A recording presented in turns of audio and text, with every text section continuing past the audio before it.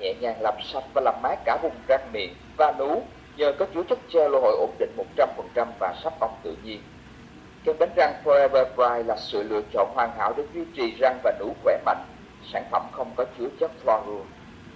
Kem massage làm nóng Aloe Heat Lotion kết hợp chất gel lô hội ổn định 100% với các tác nhân làm ấm. Đây là kem massage lý tưởng có thể giúp nhanh chóng lấy đi sự mệt mỏi, giảm căng thẳng hoặc giảm đau các cơ bắp. Aloe Heat Lotion dùng để massage bàn chân, ngón chân, cánh tay, lưng, vai hoặc cổ. Sản phẩm thích hợp với mọi lứa tuổi, rất tốt khi sử dụng kem làm nóng Aloe Heat Lotion để massage khi chơi thể thao quá sức. Aloe Vera Jelly, bạn có thể tưởng tượng như có cả cây lô hội trong tiếp kem dưỡng da Aloe Vera Jelly. Trong nhiều thế kỷ, người ta đã cắt lá lô hội và sử dụng chất gel bên trong để làm lành các vết đứt, vết mỏng, vết bầm, vết côn trùng cắn và những kích ứng da nhỏ khác. Với tiếp kem này trong tay thì bạn không cần phải gieo trồng một cây tươi để sử dụng. Tôi khuyên bạn nên thoa sản phẩm lên da và cảm nhận xem nó kích thích khả năng giữ ẩm và phục hồi các tế bào bị tổn thương như thế nào.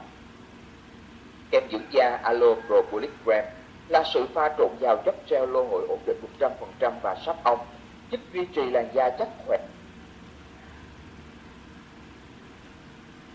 và mịn màng tuyệt vời.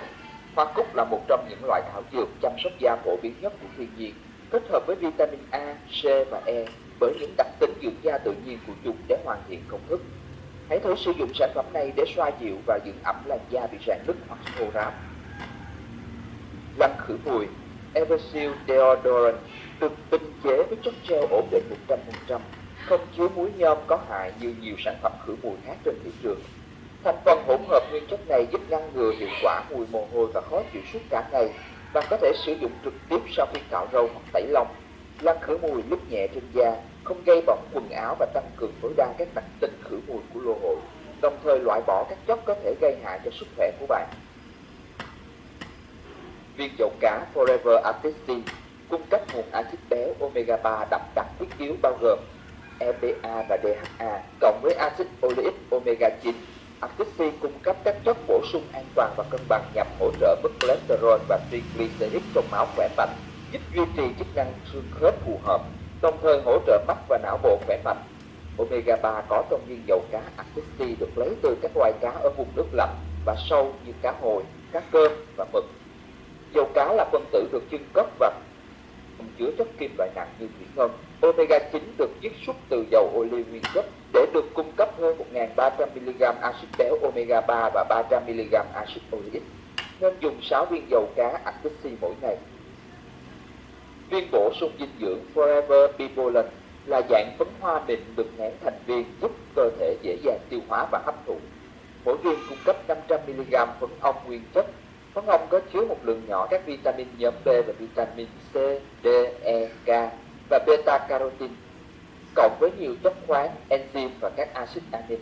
Theo nghiên cứu cho thấy, phấn ong có thể hỗ trợ về việc duy trì hệ tuần hoàn, tiêu hóa, miễn dịch và hệ thần kinh khỏe mạnh. Viên bổ sung dinh dưỡng Forever Bee Propolis là sự pha trộn những nguyên liệu độc quyền từ sáp ong tự nhiên, sữa ong chúa, chiết xuất hạt cà rốt và hương hạnh nhân tạo thành một sản phẩm dạng viên mang hương vị tuyệt vời cung cấp đủ hàm lượng 500mg phân ong. Sản phẩm dễ tiêu hóa và hấp thụ.